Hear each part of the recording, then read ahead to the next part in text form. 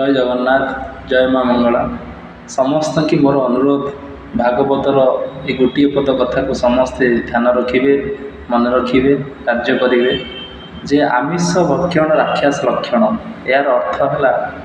मद्य मांस ये सुरपान ठू दूर रे कहीं ये असुरिक प्रकृति से जीवप्रति दया रखु कहीं आमपाई भगवान केते सुंदर फलमूल शाग मुग परिवा केते सुंदर जिनस रखि सत्वे भी आम कहीं गोटे जीव हत्या करवा कहना आमर जमी गोटे जीवन तार सेमती गोटे जीवन समस्त की मोर अनुरोध आमिष खातु ना कहीं निजर